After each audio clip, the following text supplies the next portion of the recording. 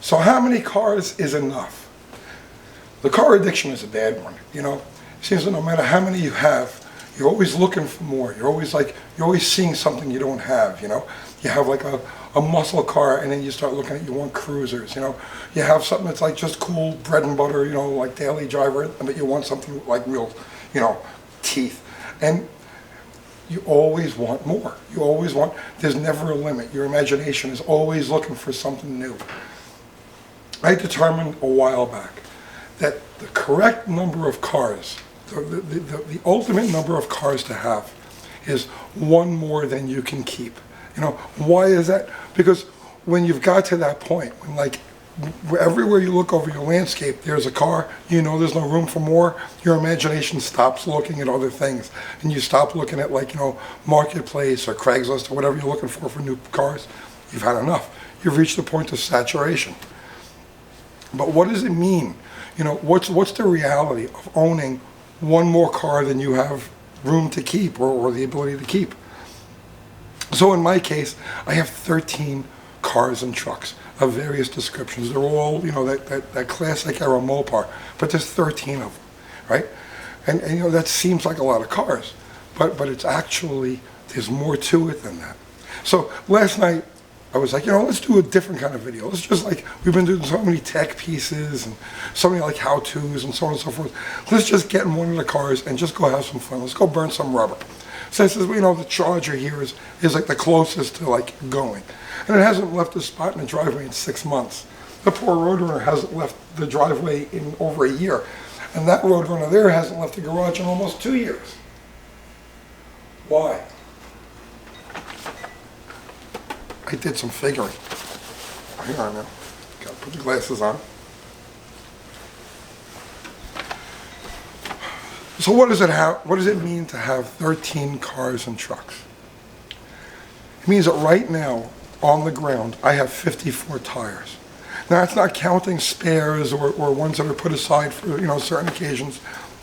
There's 54 tires on the ground.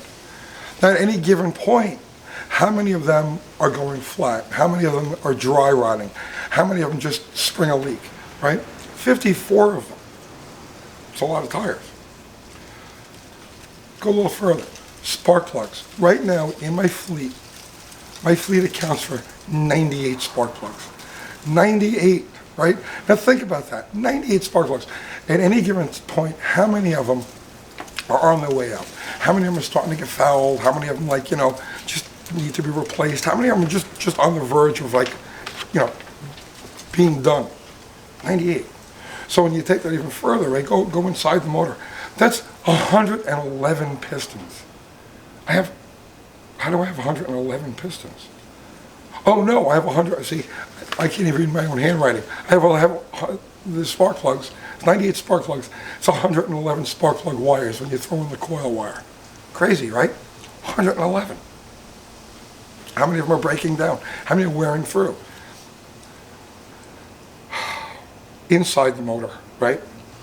That's pistons, 98 pistons, okay? 3 rings per piston. Do the math, it's a lot. Go even further, right? 196, current fleet consists of 196 valves, springs, push rods, and lifters. Think about that, 196, almost 200 individual valve train parts. How many of those valves aren't seating quite right, on the verge of burning?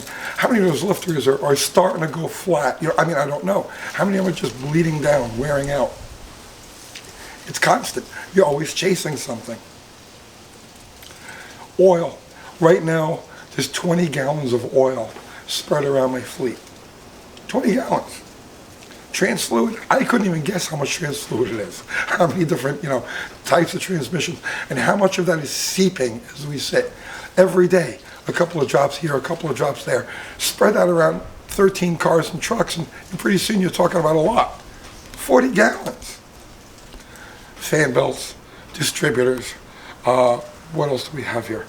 Count up the fenders, the doors, the quarter panels, the seats. How many of those seats are in the process of cracking? They're dry rotting, you know? It's always something. You always look at something that's decay, right? How about this? I have somewhere over, I couldn't even count, okay? I have somewhere over 100 individual pieces of glass. 100, right? They're all getting dirty. Every day they get a little dirtier. How many cracks in the windshields is, chips is spreading just because of the heating and cooling cycles? You're always dealing with a piece of glass that's on its way out. How many gallons of gas, right? So think about this for a second. How many gallons of gas, spread among the fleet? How many gallons of gas evaporate on me every year, right? Think about that. It's just like you're just pouring in and then nature takes it away, but you still got to pay for it. There's always something. Oh man, I could just go on and on. I just kept making a list, and I started getting like, I don't want to do this anymore, right? It's just, but when you add up the individual components, right? So you take my fleet, okay, 13 cars and trucks. When you add up all the individual components that make these things up, it's over 1 million. I have over 1 million nuts, bolts, washers, wires, regulators. I mean, it's like 1 million parts, and the universe is trying to reclaim each and every one of them all the time.